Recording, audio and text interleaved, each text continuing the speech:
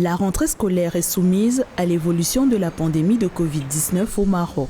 Dans un communiqué publié le 28 août 2021, le ministère marocain de l'Éducation nationale a indiqué que divers modes d'enseignement seront adoptés dans les établissements d'enseignement du pays. Le gouvernement préconise que le nombre d'élèves ne dépasse pas 20 pour chaque classe dans des écoles réunissant les conditions matérielles de distanciation physique. Par ailleurs, l'enseignement présentiel sera aussi adopté dans les établissements scolaires où tous les élèves sont vaccinés. Le mode d'enseignement par alternance entre présentiel et auto-apprentissage sera déployé dans le reste des établissements.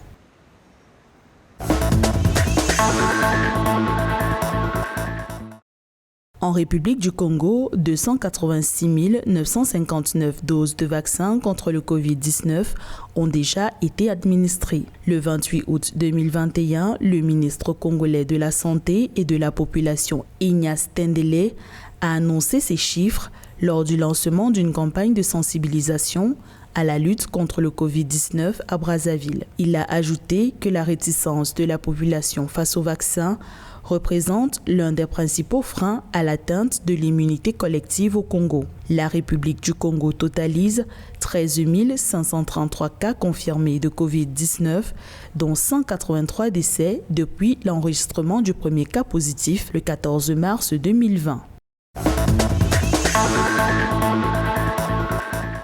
Le bilan épidémiologique de la Tunisie, publié le 28 août 2021, a révélé que le pays compte 3 524 nouvelles contaminations locales au Covid-19 suite à 22 598 analyses virologiques. Au 26 août, le pays comptait près de 2 742 patients atteints de Covid-19 toujours hospitalisés, dont 522 en soins intensifs et 126 autres sous respiration artificielle.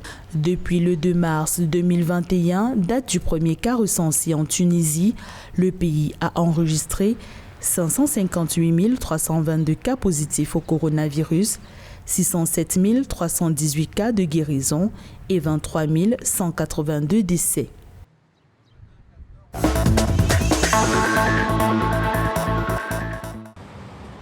L'Afrique du Sud ne veut exclure personne de la vaccination contre le Covid-19. Un train de la compagnie publique de chemin de fer Transnet a été converti en centre de vaccination pour atteindre les populations des zones reculées du pays. Le train Transveco est équipé de 6 compartiments destinés aux opérations vaccinales, d'une zone d'urgence et de réfrigérateurs pour la conservation des vaccins. Le Transveco a été rénové pour devenir le 3e train médical sud-africain. L'Afrique du Sud est parcourue par des trains médicaux depuis 30 ans.